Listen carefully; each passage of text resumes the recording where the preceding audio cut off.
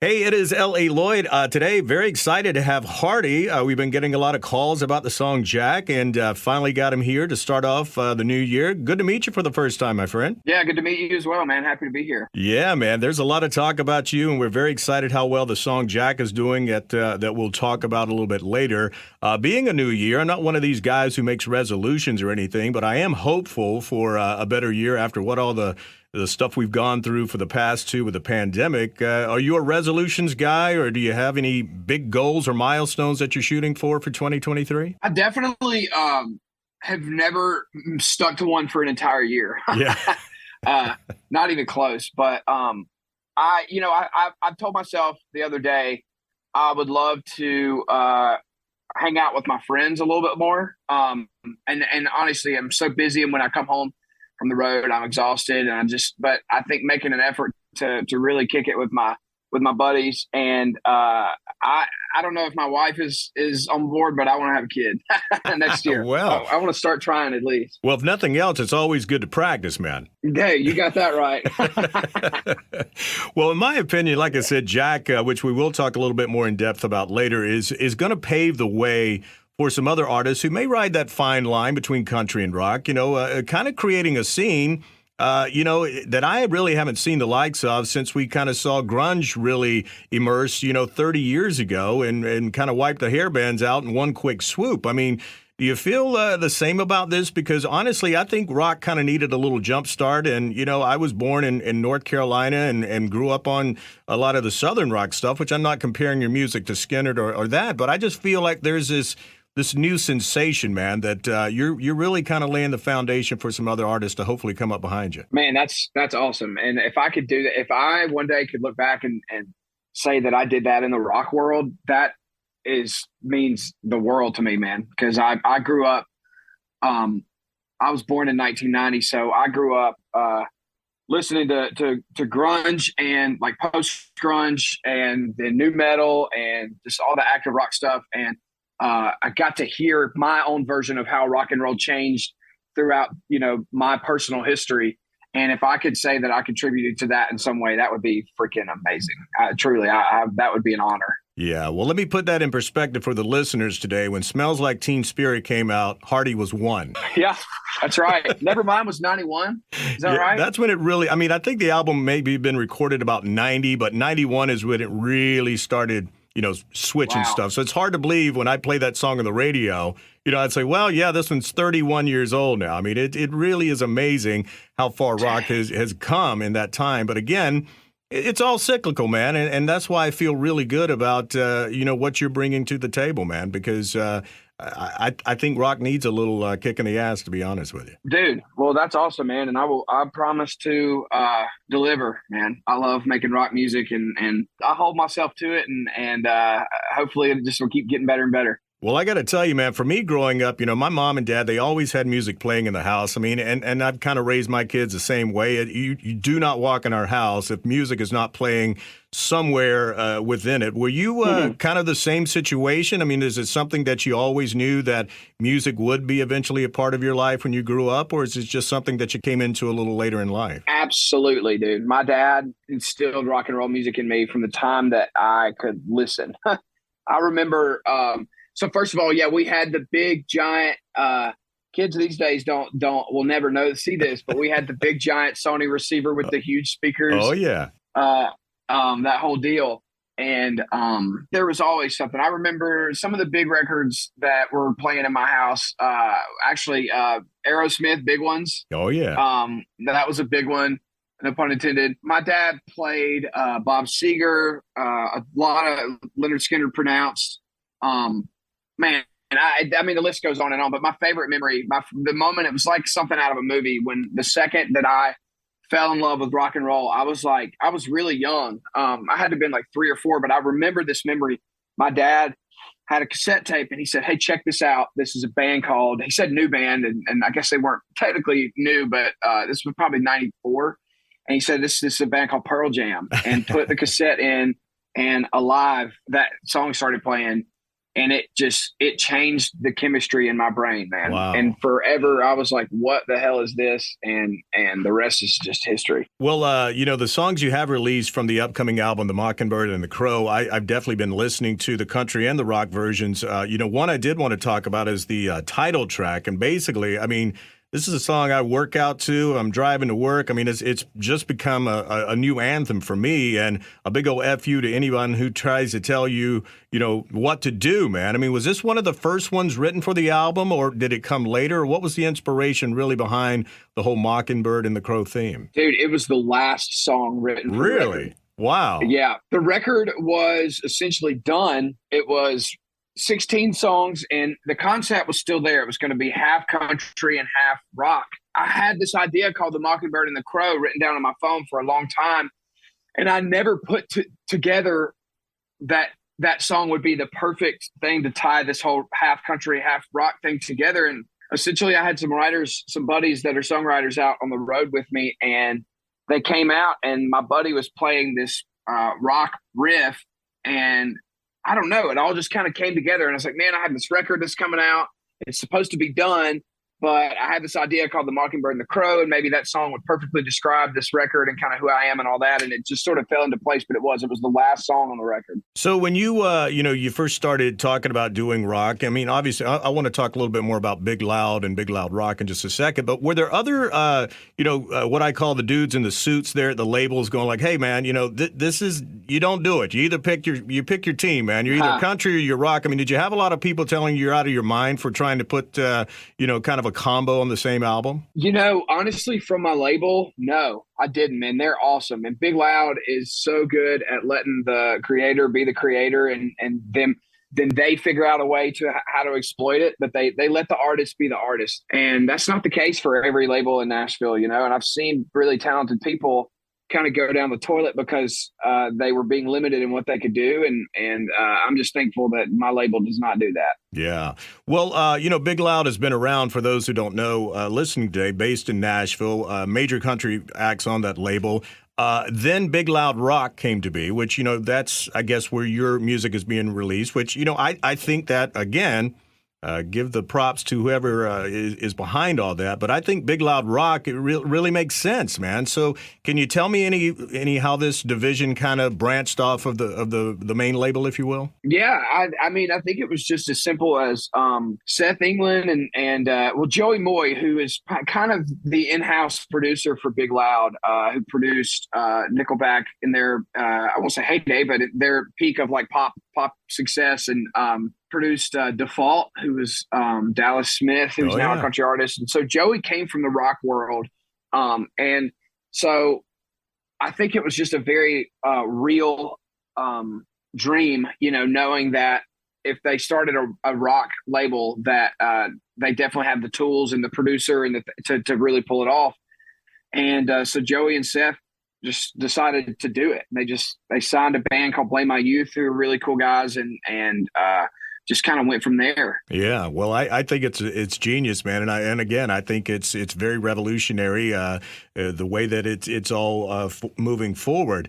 Regarding the new album title and the track list, I wanted to ask you about this because the Mockingbird and all the country songs on the track listing are all in lowercase. The Crow and all the rock tracks are all caps. So what's the significance behind all that? It's just the split between country and rock, and that the rock is bold and big and loud and no pun intended. And before that, every song I'd ever put out was all caps. And I don't know, I just wanted to do something to separate the two and create as much dichotomy as possible for this record. And that's just what we ended up with. Well, even your name, I mean, you have that in all caps. I mean, which I think from a merchandising standpoint, it really jumps out from a T-shirt, man, so why not, right? Absolutely. Yeah, for sure. So I wanted to ask you about a country track on there called Here Lies Country Music. And I wanted to share this with the listeners. I think the best line in that song is, I pray that I leave this world before country music does. All genres of music, like I said earlier, goes through cycles of peaks and valleys. Gene Simmons has said rock is dead, which I think is complete bullshit.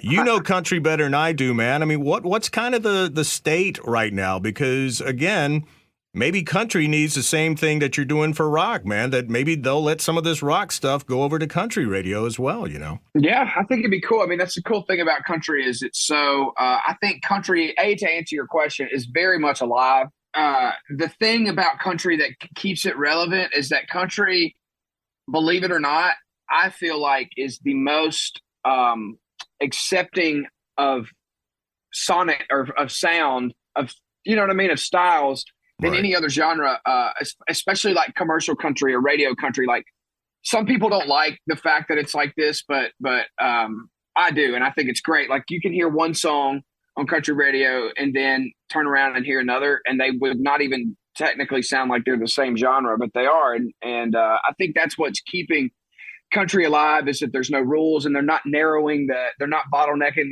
the you know, what it's supposed to sound like and that sort of thing. So yeah, I think it's a great thing, and it gives people the opportunity to change the genre every now and then, which has definitely happened. Look at Garth in the 90s, and honestly, I would say Florida Georgia Line in the Right. 2000s completely changed the genre, and it's never been the same since then. I mean, and giving people the freedom to make their own version of country music allows that to happen. And one thing, you know, going back to what I was talking about being raised on music, you know, my mom would play more rock. My dad was more of a country guy.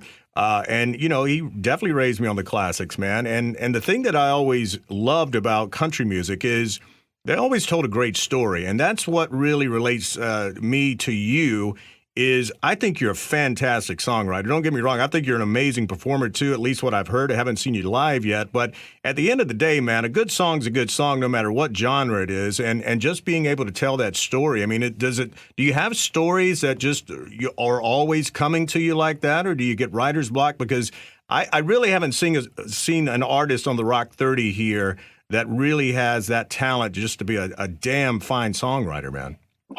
Thank you so much, man. Man, I don't know. I just, it always starts with the idea, like the idea or the concept of a song. Like Wait in the Truck. It's like somebody said that in a conversation one time, and Hunter Phelps, who I wrote that song with, kind of cut our eyes and looked at each other like, damn, Wait in the Truck's a really good song title.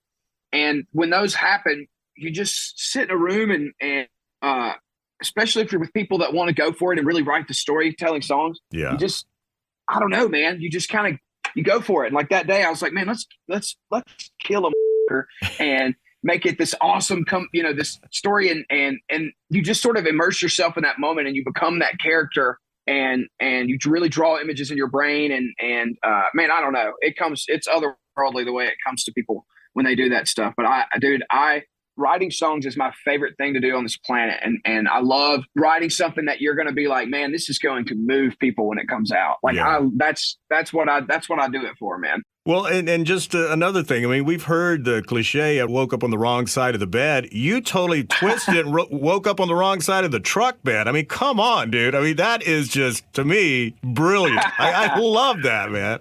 Dude, we just played that song live for the first time last night. Yeah. And it was freaking awesome, dude. It got me pumped up. But yeah, man, that's the fun thing about country. And what I'm kind of trying to bring to the table of rock is that the lyric and in country, in rock you don't really get away with that stuff as much as you can in country, but I think there's a lane for it in rock, man. And even if there is a little bit of a country lyric on it, but dude, I know rock and roll guys that drive trucks. It doesn't have to be just exclusively country.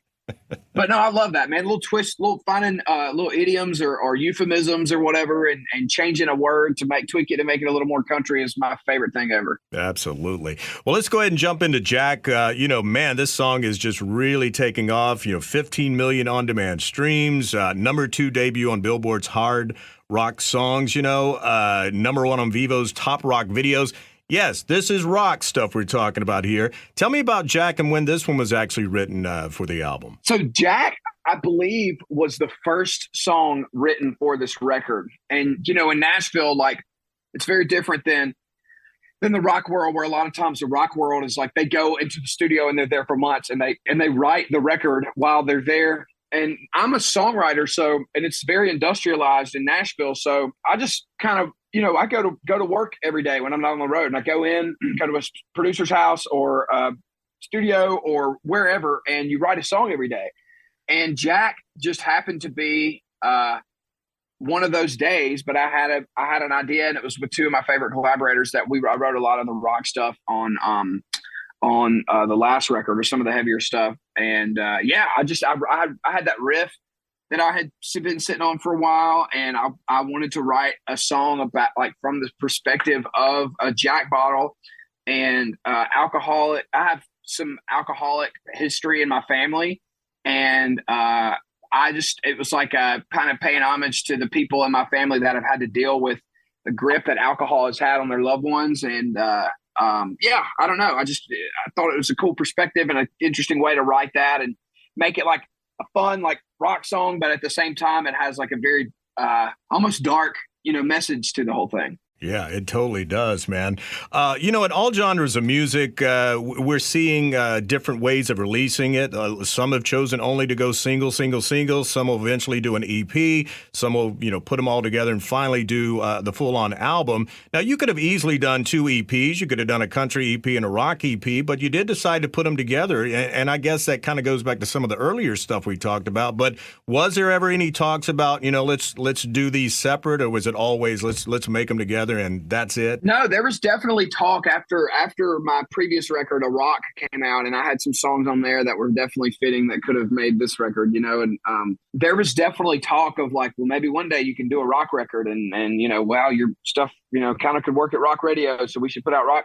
And but I think probably around a year ago, gosh, maybe even more, I kept turning in, or kind of writing, like, country songs I loved and rock songs I loved. And I think we were all just kind of too impatient to wait and put out 2 different projects. We just kind of said, screw it, and let's do it all at the same time and see what happens. I think it was a great way to go about it, man.